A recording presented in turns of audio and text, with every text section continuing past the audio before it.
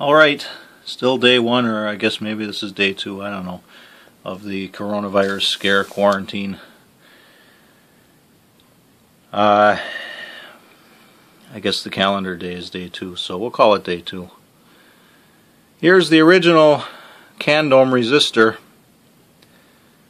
It says the Muter Company and 35X-12, but obviously I think I started trying to find a replacement for this 10 years ago already. Never did come up with any information on that. And like I said in the last video, if you measure between two of these terminals you get 340 ohms. If you calculate what the other one should be, it's 356, which as far as the schematic goes doesn't make any sense, and I can't think of any good reason why this resistor should ever drift up in value. That's kind of irrational. But that's the original Muter resistor. Here's my artificial Muter. You can see it's all burnt up and it's on this ugly barrier strip. And here is the one I have now. It's a couple of simple high-powered resistors on two terminal strips. I don't have one terminal strip that's the right length, so I cobbled together two of them. This should work as long as I keep everything that's supposed to be isolated. I cut off all of the stay-cons that I had crimped onto the wires in the organ, and taking those stay-cons off was a little bit of work, but obviously it's done now, so ready to install the new artificial Muter. And I'll do that now. Well, I've replaced the artificial Muter. There it is. Not sure if you can see it real well here. Camera will not allow me to turn on the light. Well, the camera's running, and I can't get any better lighting here anyway. But we've got some other issues here. Now, I have checked all the voltages, verified everything. Of course, nothing is exactly where it should be. Our line voltage is at least 10% higher here, well, around 10% higher than what this organ was designed for. Line voltages have gone up over the years, of course. But everything is within reason. Everything should work. Now back to the original problem before the last time the artificial Muter burned up. Powered up here. The brightest filament you'll see there is, our heater is a 6L6. Next to it on the right is also a 6L6.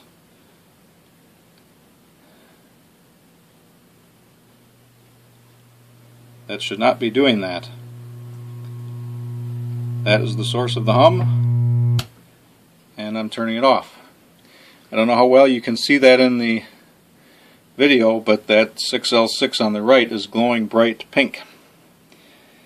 And I have verified all the voltages at the socket. It's not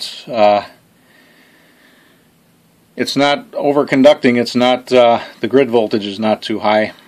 It's not as low as it should be, but it's not too high, and actually it's exactly the same as the other tubes, so they should both be burning up if one of them is burning up.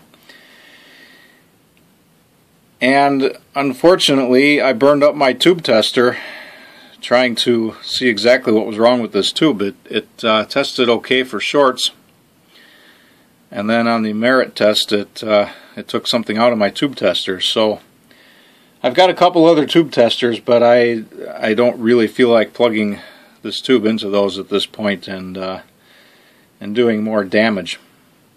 I do have another 6L6. I have no way to test it. I can't even test it for shorts anymore without firing up another tube tester. But I guess I can put it in here and see what happens. Shouldn't do too much damage at this point, I guess. Well, for whatever reason, my tube tester came back to life. And here's the other 6L6 I have. I may have more, but the computer with my tube database will not turn on, so it's safe to assume my tube database, which took me years to put together, is gone forever. That's what I get for not backing that up. Of course, there was a point when it was backed up, and I don't know where that backup ever went. But you can see a problem here. This tube base is broken. There's no key on the base, but the tube does check good on the tube tester, so I'm going to carefully try to plug it in here and see what happens. If this one works, I will desolder the base and take the one off with the dead tube and put it on here. Now this is kind of scary. I can't see real well in that corner to line up the tube to make sure that the tube is in the socket the right way without the key. But we will shortly see here.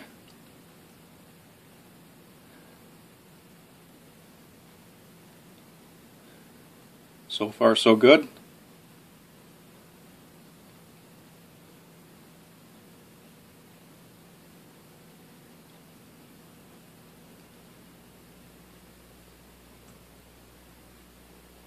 Of course, now I've got an unmatched set,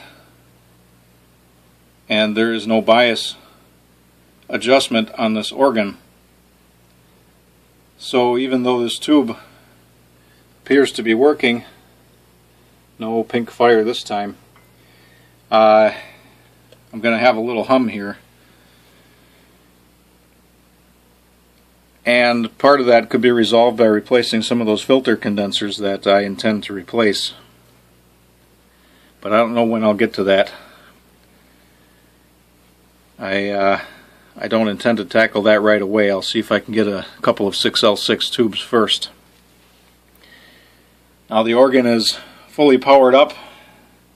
It's not buzzing the way it was with the old 6L6 in there for obvious reasons. Well, I guess it's obvious.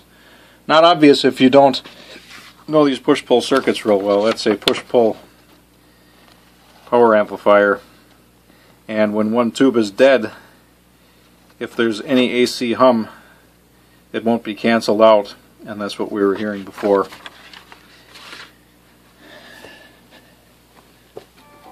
And the organ actually plays. Bring the camera around here.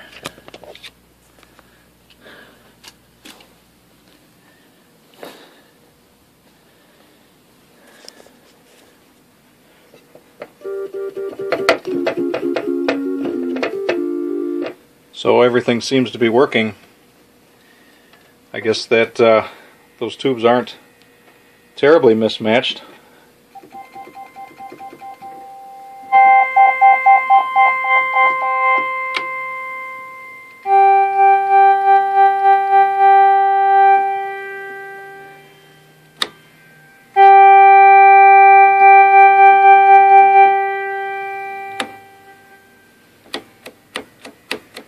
Switches are all dirty.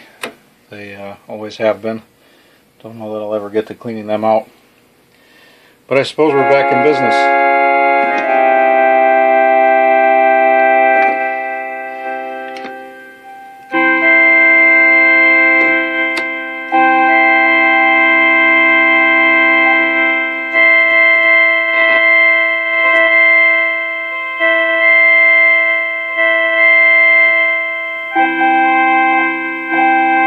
Do have a mostly working organ again. I think I will put it back together and put it against the wall, order a couple of 6L6s, and someday when those come in, I'll put all those other condensers in, and perhaps by then something else will go disastrously wrong with this thing. We will see. It's kind of unusual to find a bad tube. I mean, people that don't know tubes are always claiming that these things go out all the time, and the fact is this one is original from probably 1954. Maybe not, maybe 1959.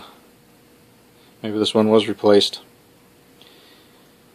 This organ has all parts made between 54 and 56, I think. I guess I could check some of the other parts again, but this one appears to have a date code of 5934, the camera is not cooperating here. But I guess in any case it lasted from 1959 to 2019. And for me it's rare to actually have to replace a tube. Obviously some tubes don't have the life that other ones do.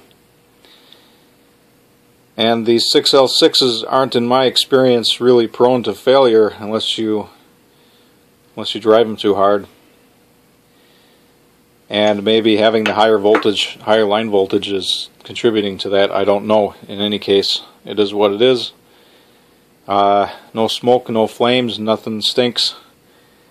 So I think, like I said, I'll order a couple tubes. And then when those tubes get here, I'll deal with the rest of the repairs if need be, or whatever else happens. And again, I'm rambling on and on here. This should have been a couple-minute video on here. It's really long, but thank you very much for watching.